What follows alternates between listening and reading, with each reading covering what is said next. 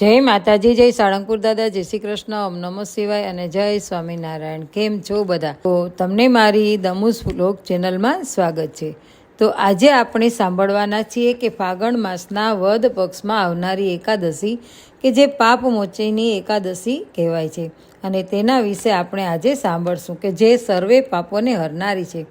તે એકાદશી એટલે પાપમોચીની એકાદશી. તો આ એકાદશી ક્યારે છે, તેનું મુહૂર્ત શું છે, પૂજા અને તેનું મહત્ત્વ અને પારણા ક્યારે કરવા તેના વિશે આપણે આજે જાણીશું.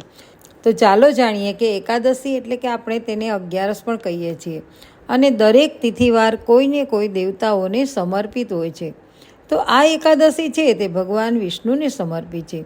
આ દિવસે ભગવાન વિષ્ણુની વિધિ વિધાનથી પૂજા કરવામાં આવે છે, સંકલ્પ લેવામાં આવે છે અને તે કેવી રીતે એકાદશી કરવાના છો તેમજ આ પાપ મોચીની એકાદશી તમામ પાપનો નાશ કરનારી એકાદશી છે.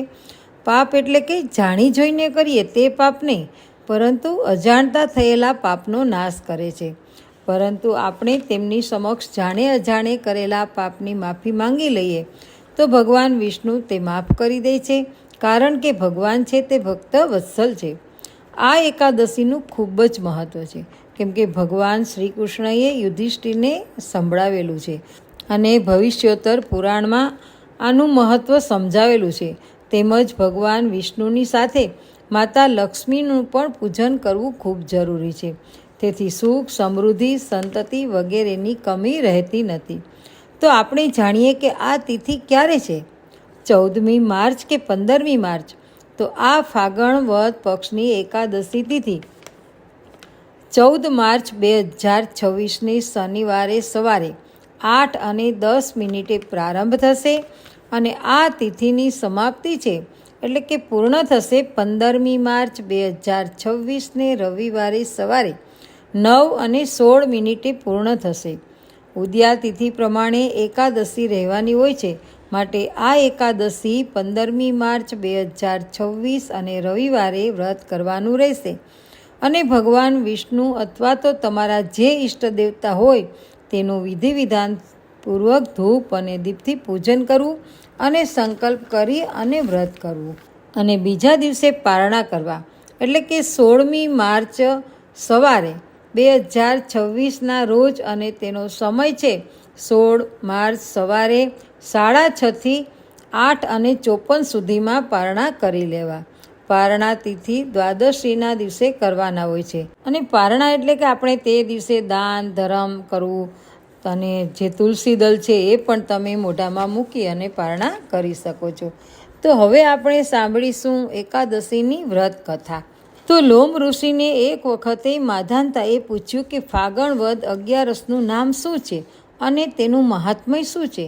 ત્યારે લોમ ઋષિએ કહ્યું કે ફાગણ વદ 11નું નામ પાપમોચીની અને તે નામ પ્રમાણે ફળ આપનારી છે.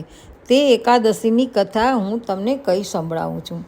એક વખતે મેઘાવી ઋષિ આશ્રમમાં ધ્યાન ધરતા હતા. ત્યાં મંજુ ઘોષા નામની અપ્સરા આવી. તેણે મેઘાવીને જોયા. સાથે જ ભાન ભૂલીને તેણે ઋષિને પોતાના કરવા નૃત્ય કરવા ઝીણે રાગે ગાવા માંડ્યું.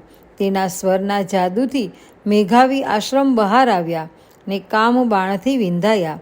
મેઘાવીને મંજુ ઘોષા ઝાડ સાથે વેલી વીંટાય એમ વીંટાઈ ગઈ.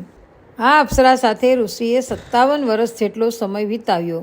પછી એમને ભાન આવ્યું, પોતાના તપનો ક્ષય થયો છે તે જાણ્યું. સાથે જ ક્રોધ ઉત્પન્ન થયો અને અપ્સરાને કહ્યું કે તે મારા તપનો ભંગ કર્યો, માટે તું પિચાસીની થશે.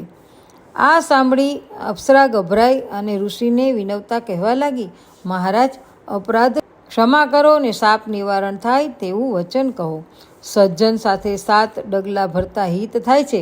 તો હું તો 57 વર્ષ સુધી તમારી સાથે રહી તો તેનું ફળ શાપ ન હોઈ શકે. તારું કેવું સાચું છે. મેઘાવી મન સાથે કાંઈ વિચાર કરીને બોલ્યા, સજ્જનના સંગનું ફળ તો તને મળવું જ જોઈએ, પણ તારી સાથેના સંબંધથી મારા તપનો ક્ષય થયો છે, એટલે લાચાર છતાં કહું છું કે તું ફાગણ વદની પાપમોચીની એકાદશી કરજે, તારું પિચાસપણું નાશ પામશે. કહી મેઘાવી ગયા પોતાના પિતા ચ્યવન પાસે. ચ્યવને મેઘાવીને જોતાં જ પૂછ્યું કે તારું બધું પુણ્ય ગુમાવ્યું, તપનો નાશ કર્યો. મેઘાવીએ બનેલું બધું જ કહ્યું એટલે ચ્યવન ઋષિએ કહ્યું, તું ફાગણ વધની પાપ મોચીની એકાદશી કરજે, તારા પાપ નાશ પામશે. મેઘાવીએ તે 11 વિધિપૂર્વક કરી, તેથી પાપનો નાશ થયો અને તે પુણ્યશાળી થયા. મંજુ ગોસાઈએ પણ 11 કરીને તેને 85ની મટી અને દિવ્ય રૂપ ધારણ કરી અને સ્વર્ગમાં ગઈ.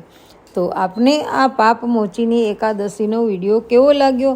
પસંદ પડ્યો હોય તો વિડીયોને લાઇક અને શેર કરજો, અને મારી ચેનલ ઉપર જો પહેલી જ વાર આવ્યા હોય તો ચેનલને સબસ્ક્રાઈબ કરી દેજો. ફરી મળીશું નવા વિડીયો સાથે. ત્યાં સુધી બધાને જય શ્રી કૃષ્ણ.